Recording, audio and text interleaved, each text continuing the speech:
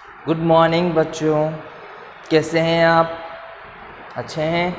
चलिए अपन आज स्टार्ट करने वाले हैं लेक्चर नंबर 2, जो चैप्टर अपन पढ़ रहे हैं केमिस्ट्री का क्लास 10th के अंदर। चैप्टर है कार्बन एंड इट्स कंपाउंड्स, जिसकी फर्स्ट वीडियो मैंने आप लोगों को सेंड की थी। आज अपन उसका सेकंड वीडियो लेक्चर यहाँ पढ़ने वाले हैं। तो चलिए शुरू करते हैं अपने चैप्टर को, चैप्टर नंबर 4, जिसका नेम है carbon and its compound. Carbon and it's compounds.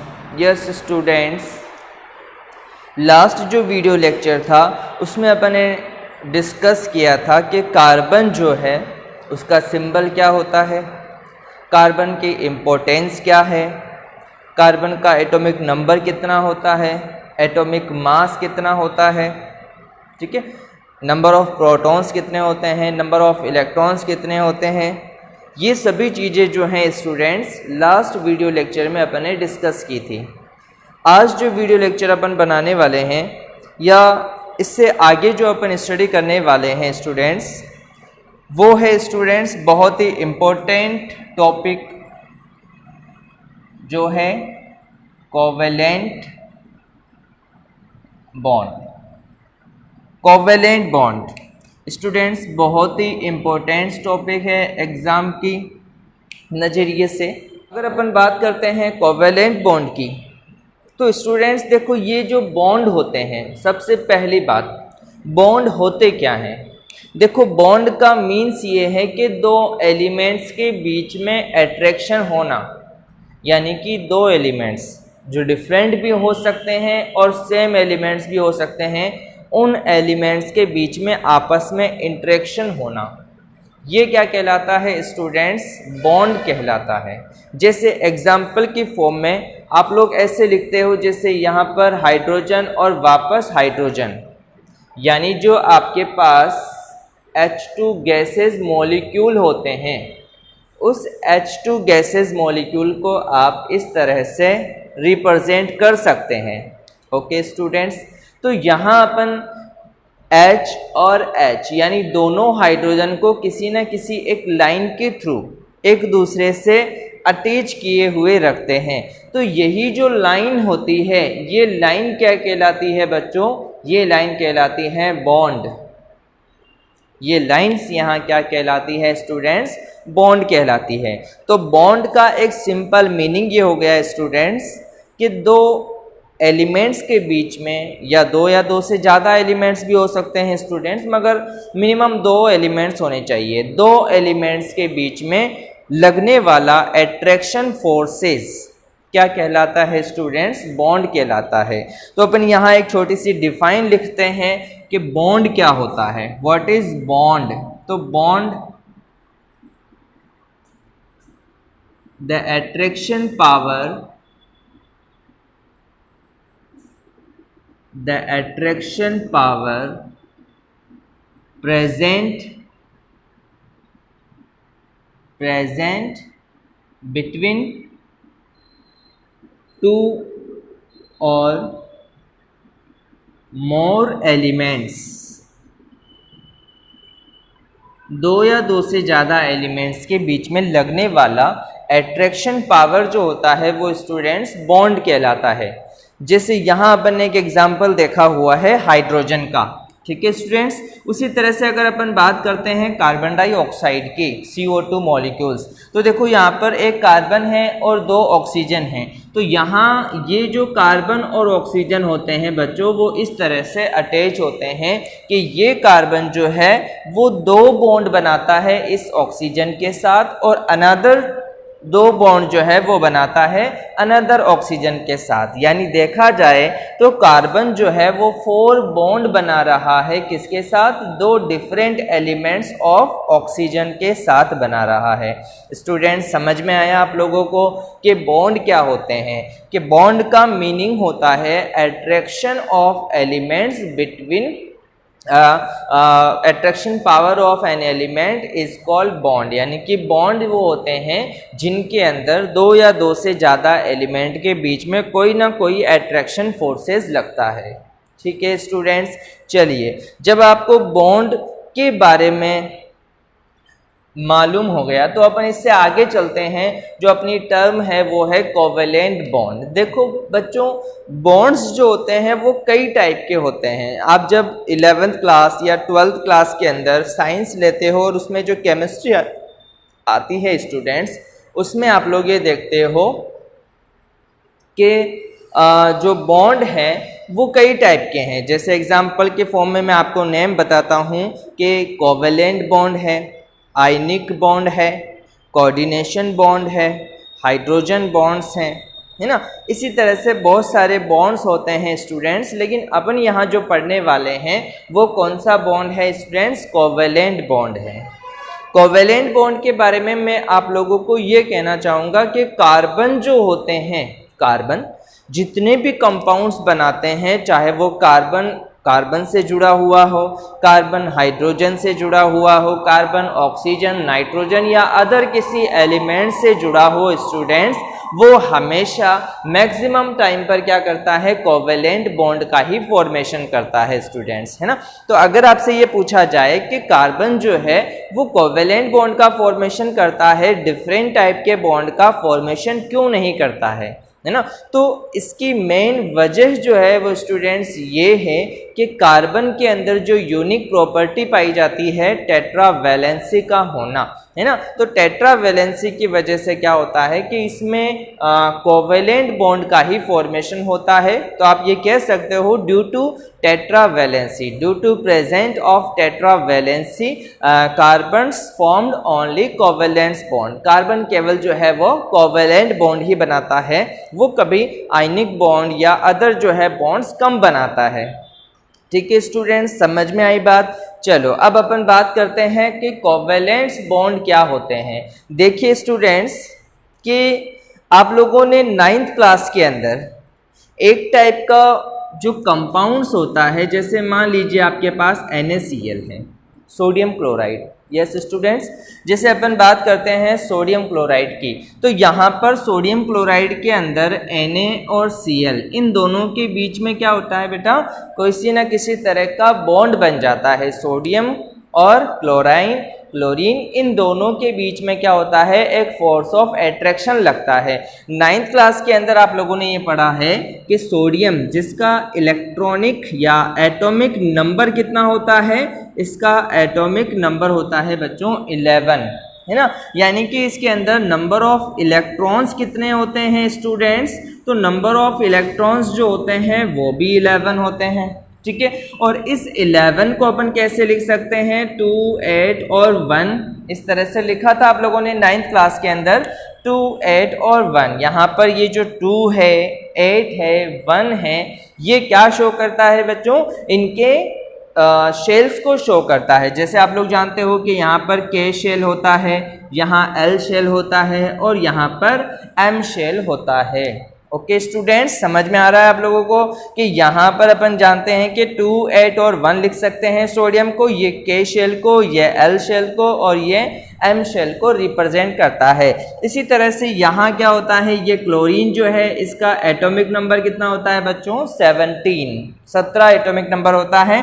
तो इसी के अकॉर्डिंग इसके अंदर नंबर ऑफ इलेक्ट्रॉन्स भी कितने हो जाते हैं बच्चों? 17 हो जाते हैं। तो अपन यहाँ पर इसको कैसे लिख सकते हैं? 2, 8 और 7 से रिप्रेजेंट कर सकते हैं। यानी टोटल जो इलेक्ट्रॉन्स हैं 2, 8 और 7, यानी 2 + 8 10, 10 + 7 17 इलेक्ट्रॉन्स को अपन इस तरह से रिप्रेजेंट कर सकते हैं। इसी तरह से बच्चों यहाँ पर भी ये K शेल को रिप्रेजेंट करता है, ये L शेल को और ये जो है M शेल को रिप्रेजेंट करता है। अब यहाँ पर देखो बच्चों, आप लोग ये जानते हो कि इसके पास जो एक एक्स्ट्रा इलेक्ट्रॉन है, एक्स्ट्रा इलेक्ट्रॉन यानी कि उसके आउटर मोस्ट शेल के अंदर जो एक इलेक्ट्रॉन पड़ा हुआ है, वो इलेक्ट्रॉन कहाँ ट्रांसफ़र हो जाता है बच्चों? यहाँ पर ट्रांसफ़र हो जाता है, जिससे कि इसके आउटर शेल के अंदर भी ऑक्टेट कंप्लीट हो जाता है और इसके आउटर शेल के अंदर भी बच्चों क्या हो जाता है? ऑक्टेट कंप्लीट हो जाता है।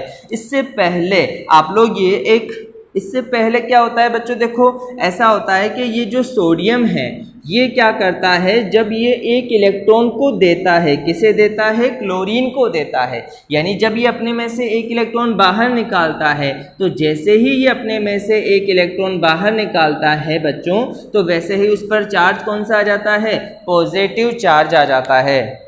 ठीक है बच्चों, यहाँ तक का समझ में आया कि यहाँ पर ये जो सोडियम एलिमेंट है, इस सोडियम एलिमेंट ने क्या किया, अपना एक इलेक्ट्रॉन अपने में से बाहर निकाल दिया, जिससे क्या होगा कि यहाँ पर ये जो सोडियम है, इस सोडियम के ऊपर कौन सा चार्ज आ रहा है, पॉजिटिव चार्ज आ रहा है और अपने में से एक इलेक्ट्रॉन बाहर निकाल रहा है। अब ये जो इलेक्ट्रॉन है वो किसके पास जाएगा बच्चों, क्लोरीन के पास जाता है। तो ये जो क्लोरीन है बच्चों, ये क्या करता है, एक इलेक्ट्रॉन को गेन कर लेता है और इलेक्ट्रॉन को गेन करने के बाद यहाँ पर क्या चार्ज आ जाता है, माइनस चार्ज आ जाता है, और यहाँ पर ये पॉजिटिव चार्ज और ये नेगेटिव चार्ज, ये जब दोनों एक दूसरे के पास आते हैं तो डिफरेंट चार्ज होने की वजह से इनके बीच में अट्रैक्शन होगा, जिस तरह से कि मैग्नेट में अट्रैक्शन होता है डिफरेंट पोल्स के बीच में, उसी तरह से बच्चों यहाँ पर भी जो डिफरेंट आपके पोल्स है या डिफरेंट चार्जेस हैं, इन चार्जेस के बीच में भी क्या होता है, अट्रैक्शन हो जाता है, जिससे कि ये चार्ज हट जाता है और यहाँ पर इनके बीच में क्या हो जाता है बच्चों, एक बॉन्ड का फॉर्मेशन हो जाता है। बच्चों समझ में आया आप लोगों को कि यहाँ पर क्या हुआ, ये जो बॉन्ड बना है वो किस तरह से बना, जब सोडियम ने अपना एक इलेक्ट्रॉन डोनेट किया, किसे, क्लोरीन को। समझ में आया बच्चों, ये जो है आप लोगों ने 9th क्लास के अंदर पढ़ा था, और यहाँ पर ये जो बॉन्ड बना था और इस बॉन्ड को क्या नाम दिया गया था बच्चों, आयनिक बॉन्ड। वो बॉन्ड क्या कहलाता था, आयनिक बॉन्ड कहलाता था। मैं आपको ये इसलिए एक्सप्लेन कर रहा हूँ बच्चों कि आप लोगों को ये कंफर्म हो जाए कि जब इलेक्ट्रॉन डोनेट कर दिए जाते हैं, जब सोडियम ने अपना इलेक्ट्रॉन कंप्लीटली डोनेट कर दिया किसको, क्लोरीन को, तो वहाँ पर क्लोरीन ने उस इलेक्ट्रॉन को एक्सेप्ट कर लिया। ठीक है ना, तो मतलब क्लोरीन एक इलेक्ट्रॉन ले रहा है और जो सोडियम है वो एक इलेक्ट्रॉन को डोनेट कर रहा है। तो स्टूडेंट्स यहाँ पर देखा जाए तो आयनिक बॉन्ड का फॉर्मेशन कब हुआ, जब एक एलिमेंट्स ने इलेक्ट्रॉन डोनेट किए हों दूसरे एलिमेंट्स के पास, यानी अब वो वाला जो इलेक्ट्रॉन है जो इसने डोनेट किया था वो इसके पास जा चुका है, अब वो इसका नहीं रहा। तो स्टूडेंट्स जब इलेक्ट्रॉन को डोनेट और गेन किए जाते हैं तो उस टाइम पर बनने वाला बॉन्ड क्या कहलाता है, आयनिक बॉन्ड कहलाता है। समझ में आया स्टूडेंट्स, चलिए तो ये होते हैं आयनिक बॉन्ड्स। मैंने आपको केवल ये समझाने के लिए बताया कि जब इलेक्ट्रॉन्स जो है वो डोनेट कर दिए जाते हैं और गेन कर लिए जाते हैं तब तो वो कहलाते हैं बच्चों आयनिक बॉन्ड। लेकिन अपन पढ़ने वाले हैं आज कोवेलेंट बॉन्ड के बारे में। तो स्टूडेंट्स ये कोवेलेंट बॉन्ड जो है वो थोड़े डिफरेंट टाइप्स के होते हैं। कोवेलेंट बॉन्ड जो है वो आयनिक बॉन्ड के कंपेयर में थोड़े से डिफरेंट होते हैं। जैसे मैंने यहाँ लिखा कोवेलेंट बॉन्ड। आप लोगों को एक बात ये याद रखनी है कि यहाँ पर जब इस टाइप के बॉन्ड का फॉर्मेशन होता है बच्चों, तो यहाँ पर ना तो इलेक्ट्रॉन डोनेट किए जाते हैं ना ही इलेक्ट्रॉन गेन किए जाते हैं। बस यहाँ पर क्या होता है, सिंपली इलेक्ट्रॉन्स की क्या हो जाती है बच्चों, शेयरिंग हो जाती है। इलेक्ट्रॉन्स की शेयरिंग हो जाती है, यानी एक दूसरे की हेल्प करते हैं। जैसे एग्जाम्पल के फॉर्म में यहाँ पर हाइड्रोजन और हाइड्रोजन के बीच में क्या हो रहा है, इलेक्ट्रॉन्स की शेयरिंग हो रही है। ना तो इस हाइड्रोजन ने इलेक्ट्रॉन इसे दिया है ना इसने इसको दिया है। यहाँ पर क्या हुआ है, दोनों हाइड्रोजन के बीच में एक एक इलेक्ट्रॉन्स की शेयरिंग हो रही है। यानी हाइड्रोजन, ये वाला जो हाइड्रोजन है वो अपना एक इलेक्ट्रॉन लेकर कहाँ आ रहा है, दूसरे वाले हाइड्रोजन के पास, और दूसरा वाला हाइड्रोजन जो है वो एक इलेक्ट्रॉन लेके आ रहा है पहले वाले हाइड्रोजन के पास। चलो मैं आपको इसको एक्सप्लेन करता हूँ कि ये किस तरह से होता है। जैसे बच्चों आप लोग जानते हो कि ये हाइड्रोजन है, ओके। अच्छा मुझे बताओ जल्दी से, हाइड्रोजन का एटॉमिक नंबर कितना होता है बच्चों? एटॉमिक नंबर होता है इसका 1, ठीक है। तो अपन यहाँ बात करते हैं कि ये हाइड्रोजन है जिसका ये न्यूक्लियस है, जिसके अंदर एक प्रोटॉन है और इसमें न्यूट्रॉन बच्चों नहीं होता है, और ये इसका शेल है जिसके अंदर केवल एक इलेक्ट्रॉन प्रेजेंट है। ओके स्टूडेंट्स, ये इस तरह का होता है। अच्छा, अब मुझे ये बताइए कि यहाँ पर हाइड्रोजन के जस्ट बाद आने वाला एलिमेंट कौन सा है, यानी सेकेंड एलिमेंट कौन सा है बच्चों? सेकेंड एलिमेंट है हीलियम, जिसका एटॉमिक नंबर कितना होता है? 2 होता है। ओके बच्चों, अब यहाँ पर आपको एक बात ये याद रखनी है कि ये जो हीलियम है ये क्या होता है? एक टाइप की क्या है? ये नोबल गैस है। नोबल गैस है बच्चों। नोबल गैस का मीन्स ये होता है कि जो हाईली स्टेबल गैस हो, यानी कि अनरिएक्टिव गैस, किसी के साथ रिएक्शन में पार्टिसिपेट नहीं करती हो, वो गैस क्या कहलाती है बच्चों? नोबल गैस कहलाती है। आप लोगों ने पढ़ा है कि हीलियम है, नियॉन है, आर्गन है, क्रिप्टॉन है, जीनॉन है, रेडॉन है। जो आपकी पीरियोडिक टेबल होती है, उस पीरियोडिक टेबल के सबसे एंड में इस तरफ जो होता है एक कॉलम जो होता है, यहाँ पर जस्ट यहाँ हाइड्रोजन होता है और इस तरफ हीलियम वाली गैसेज होती हैं। ये सारी जो गैसेज होती है ना, वो बच्चों गैसेज क्या कहलाती है? नोबल गैसेज कहलाती है। और वो जो नोबल गैसेज होती है वो अनरिएक्टिव होती है। ठीक है बच्चों, तो हर एलिमेंट ये चाहता है कि उसके आउटर शेल के अंदर या तो ऑक्टेट पूरा हो जाए या वो अपने पास वाली नोबल गैस का कॉन्फ़िगरेशन ले लें। तो यहाँ पर अपन देखते हैं कि हाइड्रोजन जो है बच्चों, इसके आउटर शेल में केवल एक इलेक्ट्रॉन है, और ये जो के शेल है बच्चों, इस के शेल के अंदर एक इलेक्ट्रॉन इसके पास प्रेजेंट है। अब ये क्या करता है? ये स्टेबल होने के लिए ये चाहता है कि इसके पास एक इलेक्ट्रॉन और आ जाए जो अपने इस शेल में वो रख सके। ठीक है ना। अब यहाँ पर एक इलेक्ट्रॉन और लाने के लिए अब क्या करता है? ये किसी दूसरे हाइड्रोजन के पास, जैसे मान लीजिए ये हाइड्रोजन है और ये इसका इलेक्ट्रॉन है।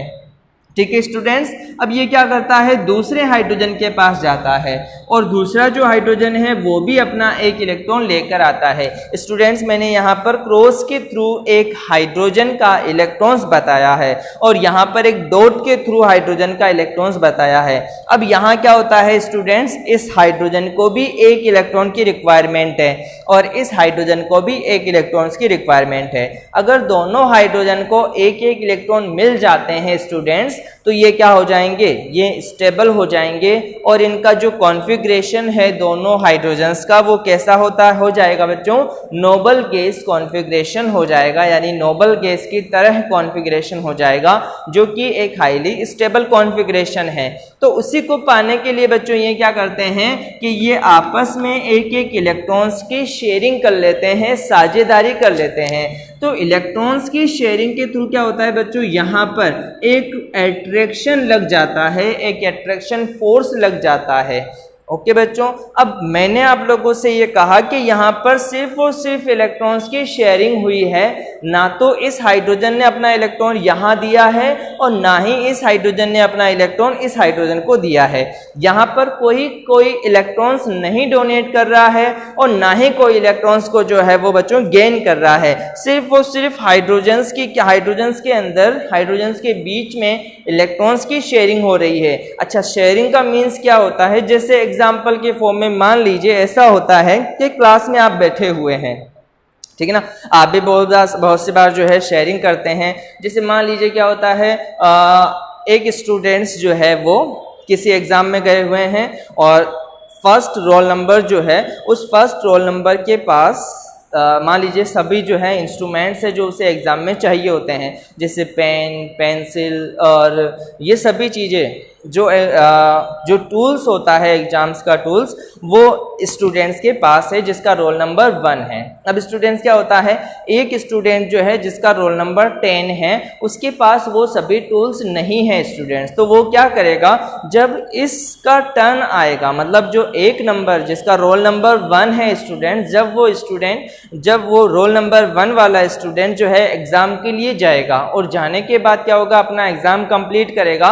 एग्ज़ाम कंप्लीट कंप्लीट करने के बाद जब वापस आ जाएगा तो वापस आने के बाद मान लीजिए ये जो 10 रोल नंबर 10 वाला जो स्टूडेंट्स है वो और रोल नंबर 1 वाला स्टूडेंट्स आपस में फ्रेंड्स हैं, तो क्या होगा, ये जो है इससे कहेगा कि अब तुम्हारा तो टर्न खत्म हो गया है, यानी रोल नंबर 1 का जो टर्न है वो खत्म हो गया, वो एग्जाम दे करके फिनिश होकर के आ गया, अब जो है इसका एग्जाम आने वाला है, तो ये क्या करेगा, ये कहेगा कि तुम्हारा जो एग्जामिनेशन टूल है वो मुझे दे दो, कुछ टाइम के लिए मेरे एग्जाम के बाद में वापस तुम्हें प्रोवाइड करवा दूंगा। तो ऐसा ही क्या होता है, जब इसने जो है अपना एग्जामिनेशन टूल इसे प्रोवाइड करवा दिया और वो भी एग्जाम देने चला गया, मतलब ये एग्जाम देने चला गया, वापस आ गया, वापस आने के बाद इसे वापस दे दिया, यानी क्या हुआ, एक दूसरे के बीच में क्या हो गई बच्चों, शेयरिंग हो गई, यानी कि ना तो इसने एग्जामिनेशन टूल अपना इसे दिया और ना ही इसने लिया, बस एक दूसरे का काम निकल गया, वही तो शेयरिंग कहलाती है बच्चों, ठीक है ना। तो यहां पर क्या होता है, उसी तरह से ये दोनों जो हाइड्रोजन्स हैं, ये दोनों हाइड्रोजन्स भी क्या कर रहे हैं, अपने अपने इलेक्ट्रॉन्स की शेयरिंग कर रहे हैं। जैसे क्या होता है बच्चों, मान लीजिए इसके पास कोई अटैक करने के लिए आता है, ये वाला जो हाइड्रोजन है, इस हाइड्रोजन के पास कोई अटैक करने के लिए आता है। अच्छा बच्चों, अटैक करने के लिए क्यों आएगा, क्योंकि ये चाहता है, जो अटैक करने वाली स्पीसीज होती है वो या तो इससे इलेक्ट्रॉन लेना चाहती है या इससे इलेक्ट्रॉन देना चाहती है। तो वो स्पीसीज क्या करती है बच्चों, मान लीजिए वो इससे इलेक्ट्रॉन लेना चाहती है, इस हाइड्रोजन से वो इलेक्ट्रॉन लेना चाहती है, तो जो अटैकिंग स्पीसीज होगी, जैसे मान लीजिए मैं कहता हूं कि यहाँ पर कोई ना कोई अटैकिंग स्पीसीज है और ये जो अटैकिंग स्पीसीज है बच्चों वो क्या कर रही है, इसके ऊपर अटैक करना चाहती है इलेक्ट्रॉन लेने के लिए, ठीक है बच्चों। लेकिन ये क्या करता है, ये वाला जो हाइड्रोजन है वो कुछ देर के लिए इसके पास का जो इलेक्ट्रॉन था वो इधर खींच लेता है, इसे कहता है कि भाई थोड़ी सी देर के लिए तो अपना इलेक्ट्रॉन मुझे दे दे। अब चलो थोड़ी सी देर के लिए इसे दे देता है, जैसे ही इसे देगा तो यहाँ पर क्या हो जाएंगे, इसके पास एक पहले अपना था, अब एक इलेक्ट्रॉन और हो गया, तो मतलब इसके पास 2 इलेक्ट्रॉन हो गए बच्चों, और 2 इलेक्ट्रॉन होने पर इसने हीलियम के बराबर यानी कि नोबल गैस कॉन्फ़िगरेशन क्या कर लिया बच्चों, अचीव कर लिया। और नोबल गैस कॉन्फ़िगरेशन अचीव होने पर ये कह देगा, ये हाइड्रोजन जो है इस अटैकिंग स्पीसीज को ये कह देगा कि मैं एक अनरिएक्टिव स्पीसीज हूँ, यानी मैं रिएक्शन नहीं करना चाहता, मैं तो हाईली स्टेबल हूँ, मेरे पास नोबल गैस कॉन्फ़िगरेशन है। और नोबल गैस कॉन्फ़िगरेशन होने की वजह से बच्चों ये अटैकिंग स्पीसीज जो है यहाँ से इलेक्ट्रॉन नहीं निकाल पाएगा।